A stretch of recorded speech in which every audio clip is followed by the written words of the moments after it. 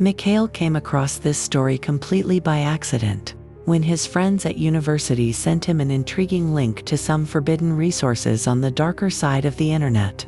Misha knew well that the darknet contained plenty of things you couldn't find in the public domain, mostly illegal goods and adult materials. But what interested him was something entirely different: the mystical and creepy side of things. He was a huge fan of horror movies, which he watched over and over, almost every evening. He also loved all kinds of grainy, amateur documentary videos, the kind where shaky cameras captured unsettling moments, like an old woman smiling eerily from her window in the moonlight, or a morgue worker sneaking bodies out the back door in the dead of night. Recently, Misha stumbled on a true darknet legend, a video supposedly filmed by amateurs. It had a plain, unremarkable title: A Boat in the River. It sounded ordinary, but for some reason, it piqued his interest. The video was infamous because it was said to be impossible to watch all the way through. To make sure, the site's administrator had even built in a limiter that cut the video short and prevented anyone from finishing it. Rumors claimed that, before this limiter was added, at least 7 people had died after watching it to the end. Users in the comments debated whether it was the video itself that was cursed, or something else. Letters, they said, that would mysteriously arrive in the mail the next day to anyone who saw the whole thing. Apparently, the viewer would receive 1, sometimes 2 or 3, strange letters that demanded responses. And then the real nightmare began. The first known recipient hanged herself on the 3rd day. The second died in a car crash. The third was struck by lightning on his way home. The fourth blew half his head off with a shotgun. Afterward, the letters disappeared as if they'd never existed. Misha watched the cropped version of A Boat in the River one evening. It left him with mixed feelings. There was nothing overtly scary about it. A young man rowed a small boat to the middle of a river, turned around, pulled back his hood, and stared into the camera with sad eyes. The video would then abruptly cut off and loop back to the start. According to the forum comments, the man in the video was dead, and the letters came from him. Misha scoffed at the idea, just another spooky internet myth. Still, he decided to test it. A programmer friend of his removed the limiter from the file, and Misha made a bet with his buddy Ruslan that he'd watch it to the end and get a letter from the dead man the next morning. Ruslan was skeptical. "Don't waste your time on this nonsense," he said. "We've got exams coming up, and you're messing around with some darknet crap." Misha just frowned and didn't argue. Over the weekend, he started working on unblocking the video. At first, it seemed easy enough, but the deeper he dug, the more obstacles popped up. He struggled for 4 days straight. Finally, on the 5th day, he succeeded. Excited, he downloaded the full video to his computer, sat back in his chair, and pressed play. At first, it was the same as before, the hooded man in the boat, but this time, the video didn't cut off. Instead, the man was suddenly hit by a wave, capsizing the boat. He flailed in the water for a few seconds, clearly unable to swim, and then sank into the depths. The screen went black. That was it. "What a load of crap," Misha muttered as he shut down his computer and went to bed. But the next morning, something unexpected was waiting for him. In his mailbox was a letter, the kind people on the forums had warned about. At first, he thought it was a prank, maybe by Ruslan or someone else. But when he opened it, a piece of lined notebook paper slipped out, covered in shaky, uneven handwriting. "Are you ready to play a game with me? If so, write your answer, put it in an envelope, and leave it at grave number 1418 in the city cemetery." Misha frowned. Doubts crept in. Maybe it was best to leave this alone. Who knew what kind of lunatic was behind it? But after thinking it over, his curiosity got the better of him. Besides, it sounded like the start of an intriguing quest. He scribbled a reply, sealed it in an envelope, and headed to the cemetery. During the day, it wasn't scary at all, unless you wandered into the farthest, oldest sections. Finding grave 1418 took some time. He circled the cemetery twice before finally spotting the number on an old, rusted fence. And that's when Misha froze. On the weathered gravestone was a black and white photograph. The face staring back at him was unmistakable. It was the hooded man from the video. Vasilev Pavel Konstantinovich. Age, 18. Date of death, over 10 years ago. Misha's lips moved silently as he whispered the name. A chill ran down Misha's spine. What if he really was communicating with the spirit of the dead man? And what had really happened in that video? Why did Pavel suddenly row to the middle of the river in that decrepit little boat? Glancing around nervously, Misha carefully tucked the envelope behind the inner side of the tomb, where some wilted flowers grew. As he did, his fingers brushed against something smooth and crisp. He froze.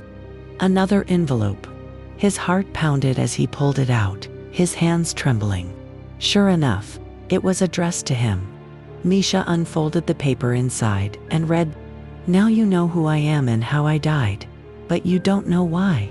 Find out, and soon the darkness will part before you, and a ray of light will illuminate the truth." Sweat beaded on his forehead. What the hell does that mean? What truth? This is insane, he muttered to himself. He shook his head. The guy just lost it and drowned, and now someone's playing games with me. Still, Misha stuffed the envelope into his pocket and hurried out of the cemetery. He wasn't afraid of the dead, but he couldn't shake the feeling that someone was watching him. On the way home, his mind raced. He had to find out more about Pavel Vasilev. Back at his computer, he searched the city's news archives, typing Pavel's full name and the date of his death. Within minutes, a series of articles from 10 years ago appeared. Tragedy on graduation day, teen drowns in river. Dare turns deadly for high school graduate. Misha scanned the stories, horrified. It turned out that Pavel had been relentlessly bullied in school by the sons of wealthy families. On graduation day, they'd all gone to the lake to celebrate. The rich kids had mocked him, daring him to prove his courage by rowing across the river in an old, unstable boat. Pavel had accepted, but before climbing in, he'd borrowed a pen and some paper to write a letter just in case. The boat capsized in the middle of the river, and he drowned. His letter was found later. It contained only one chilling sentence. "Are you ready to play a game with me?" Handwriting experts confirmed the note was authentic. No charges were filed against the bullies. Their family's wealth and influence swept the whole affair under the rug. But, in a strange twist, both boys died exactly 40 days later. One slit his wrists in a bathroom.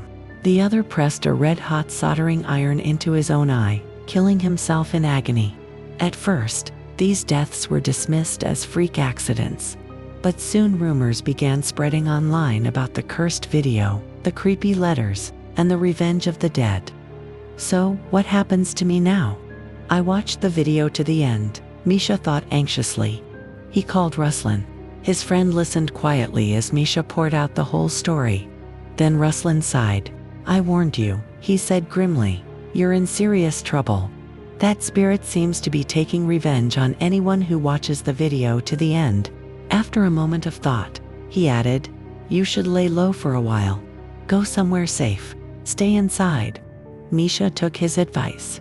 That evening, he packed a bag and went to his parents' country house, taking with him all the icons he could find. Ruslan even brought holy water from the church and sprinkled it in every corner. "If anything happens, call me right away. I'll come with Father Yago," Ruslan said as he left, gripping his friend's hand firmly. Misha waited anxiously as night fell. He kept glancing out the window, listening to every sound. Nothing happened at first. No ghosts, no ghouls. Then he made a mistake. He decided to watch the video again. What could it hurt? Maybe I missed something, he thought. But as the recording played, his stomach turned. At first he thought it was an optical illusion. But no matter how hard he blinked, the image didn't change. This time, sitting in the boat was not Pavel, but himself. He slammed the laptop shut, his hands shaking. A heavy dampness filled the air, and cold droplets began to fall from the ceiling. The room stank of mud and decay. He grabbed the holy water, heart pounding. The dripping turned into a downpour. The windows fogged up. His phone lost signal. Then came the smell of rotting flesh. A loud knock shook the door. Then another. And a third. He didn't move. Didn't dare.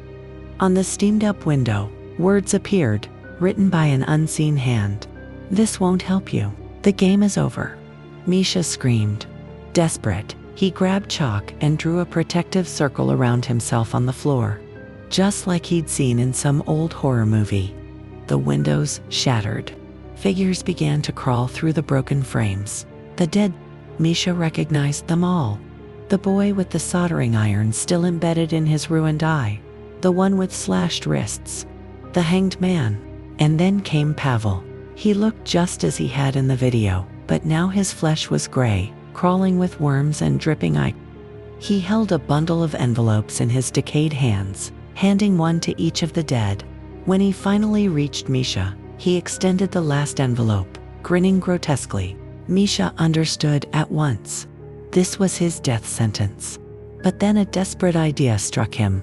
Before opening it, he snatched it from Pavel's hand, struck his lighter, and held the flame to the envelope. Pavel snarled, swiping at him with claw-like fingers.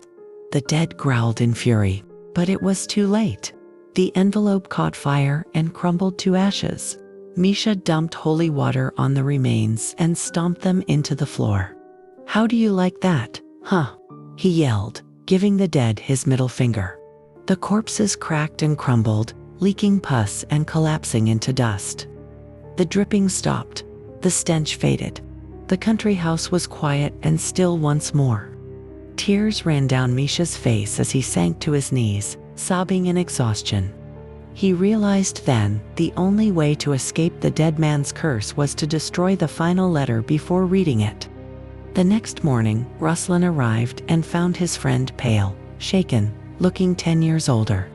Misha just shook his head and whispered, "The video, it's gone. Wiped from the darknet like it was never there." And somewhere, in a dark corner of the internet, only a single comment remained under what used to be the video. Igrachina. All anyone can hope is that the game is over, not just for now, but forever.